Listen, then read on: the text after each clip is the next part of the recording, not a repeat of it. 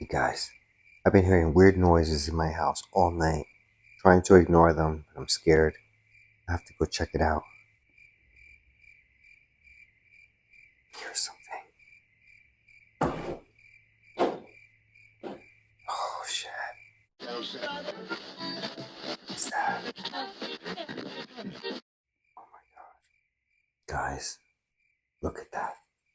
What the hell is that? I have to open the door.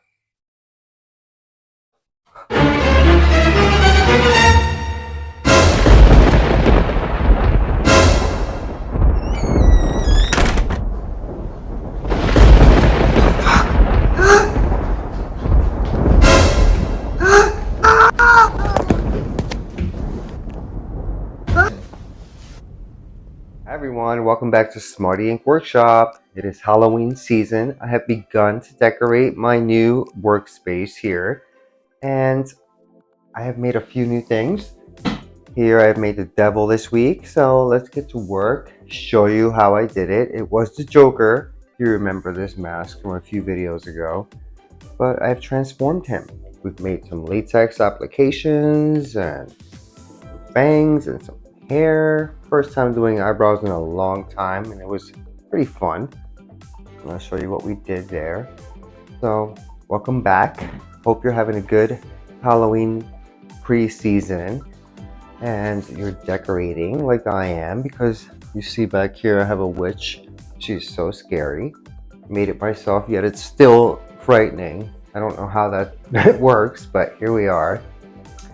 So don't forget to like, subscribe, ring the bell for notifications, and stay tuned for more fun Halloween makes. Thank you again for joining me. Get to work on this guy before he bites me.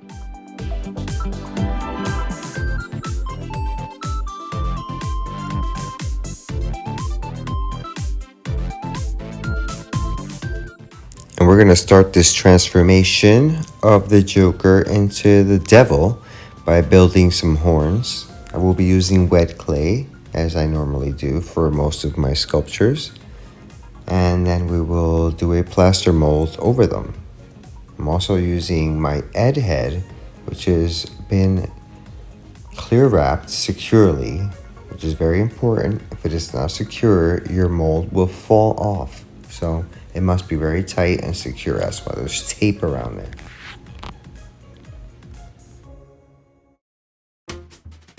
And if anyone is wondering why I am using an Ed head to sculpt these horns, it is because of the curvature of the placement where I want to put these horns. Being that the forehead is curved and the mask is curved because it's been sculpted on this form, it's going to be easier for me to apply these horns to an existing mask. Alright, we're going to finalize the shape of these horns that are sculpted before we add our final details.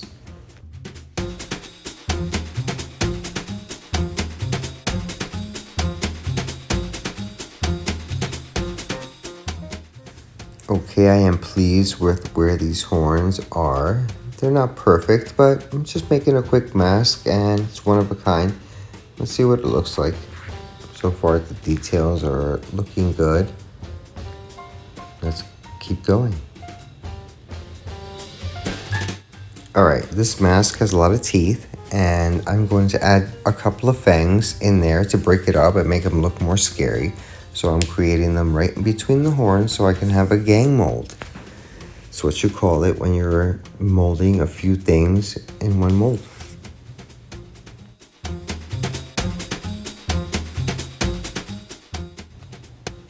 Now, there's a few different ways to go about this. You know, this is my choice, and I've never done this particular, type of mold before. So I built my mold wall, and let's get our plaster on and see if it's going to hold up.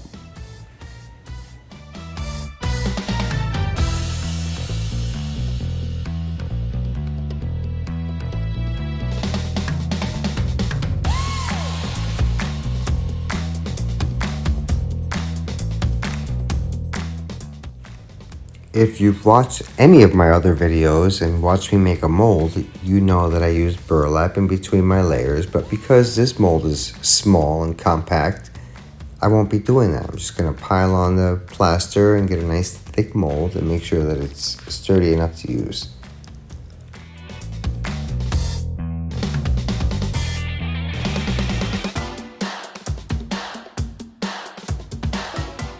Alrighty, the plaster has been cured, so let's get it off of there and remove the clay and see what we have.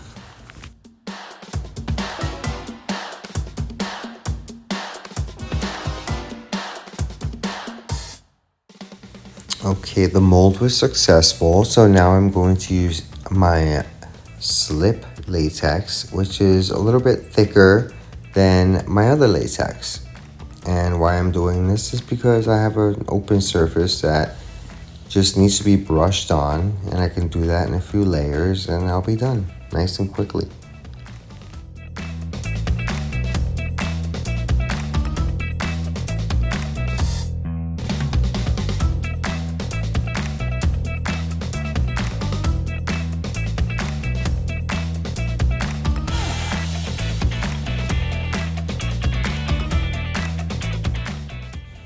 And after a few coats, we'll let it dry in the sun so it can dry nice and quickly. And I'll go check up on my Joker mask that I poured this morning, and it's also dry. So let's throw some powder in there and remove this guy, trim it up, and do all that work we have to do prior to the paint job.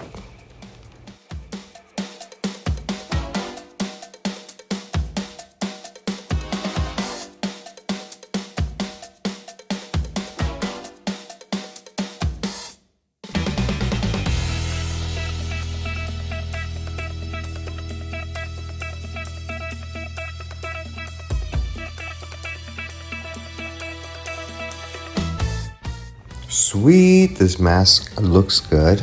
Doesn't even need much of anything, just some trimming around the edges, and then we can get started applying these horns. We're going to go ahead and trim these appliances so that they fit correctly onto this mask, and then we will adhere them.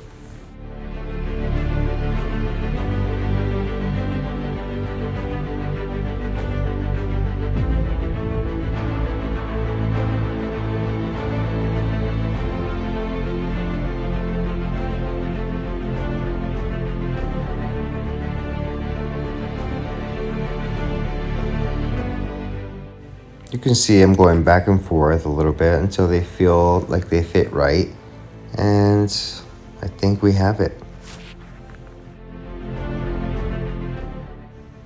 Okay, now I'm going to use my slip latex once more to adhere these horns onto this forehead. Latex sticks nicely to latex, especially if there's texture involved. If it's smooth, not so great, but to this it will. You can also rough it up too with a little bit of a Dremel tool to make it a little bit more porous, but this should work well.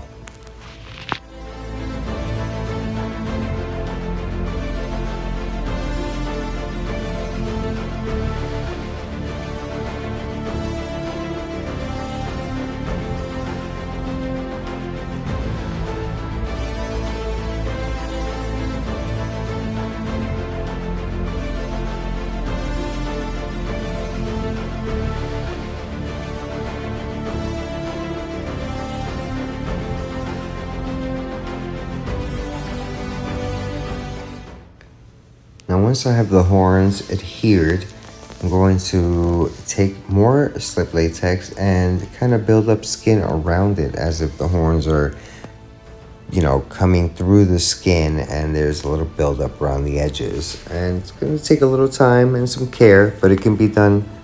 So here we go.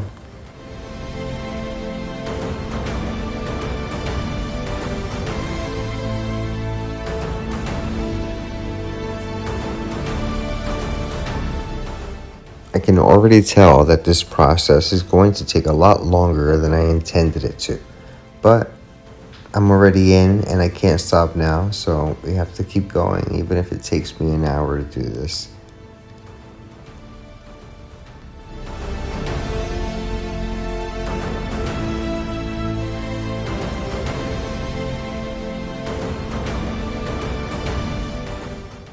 Okay, I worked around all the horns and made sure that everything looks good, and hopefully it dries nicely. There it is drying already. It looks okay.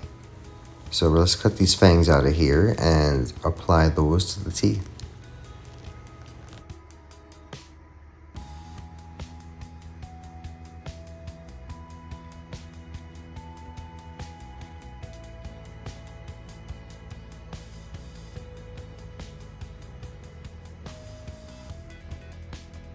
And here we have them, our two little fangs. Let's get them on.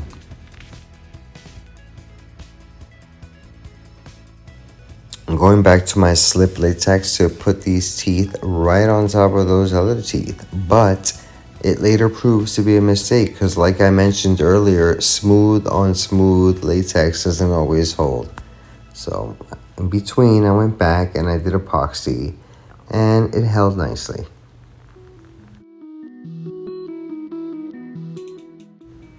Alright, so I'm basing this mask out with yellow because red looks brighter over yellow. And I'm throwing some other like orangey tones in between because I don't know what the heck I'm doing. I've never painted something so red.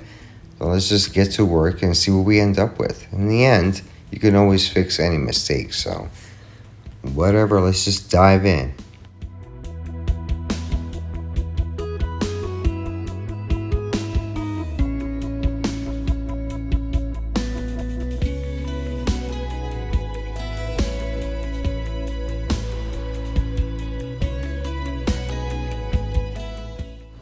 And we finally have our red down, so let's go in there with some shadows, and I'm using a little bit of a purpley tone to create these darker areas.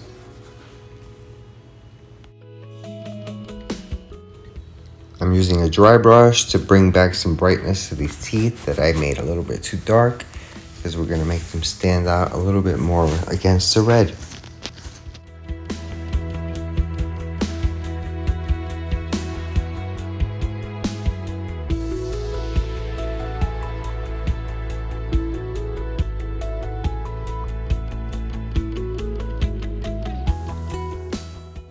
I'm going to give this devil some fluorescent yellow eyes, but I'm going to start off with green so that I can go over them with a lighter tone and some white, and then brush it on. As you can see, it glows, and it's really freaking scary.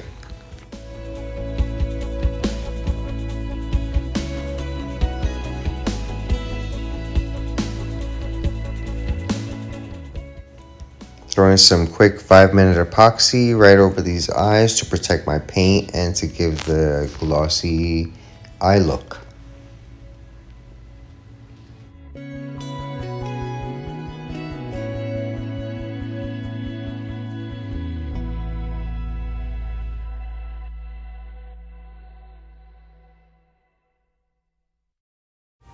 Okay, so I got a black weird, I don't know, devil wig that I'm not going to use because I don't like how it looks. So we're going to use the hair from it to make some gnarly eyebrows and a weird creepy goatee. And I'm using silicone, clear silicone, right on these eyebrows, and I'm cutting off the little pieces of hair, making sure the edges are cut straight. I'm using a toothpick, or rather a Q-tip, and a little popsicle stick, and those are my tools.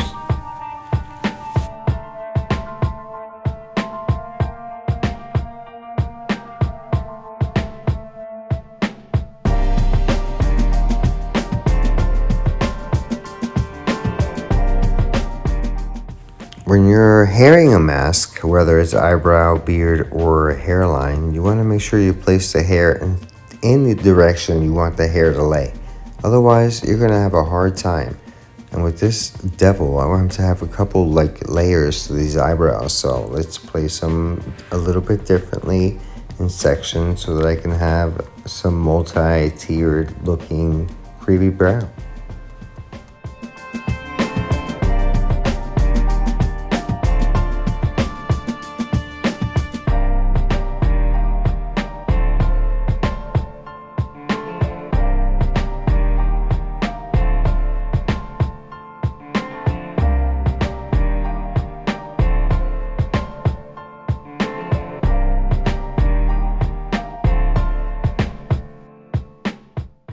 At this point, I'm so glad I went with eyebrows versus hair because it just looks a lot more realistic and a lot more intimidating. It's creepy. I like it.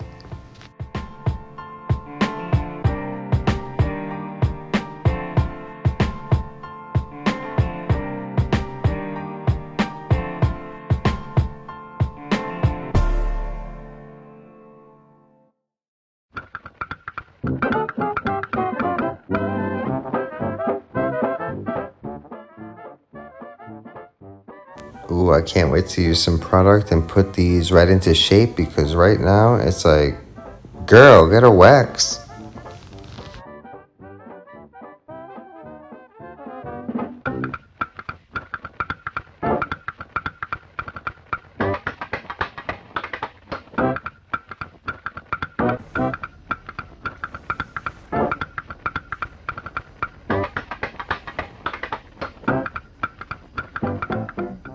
Alright, we're almost done applying the hairs on this devil's chinny chin chin and we'll be complete.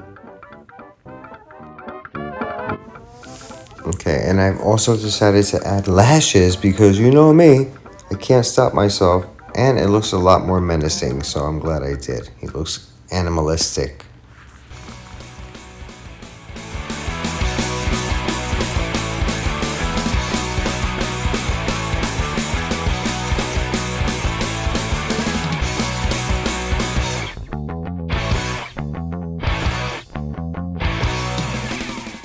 I'm really digging the brows. Let me know what you guys think in the comments.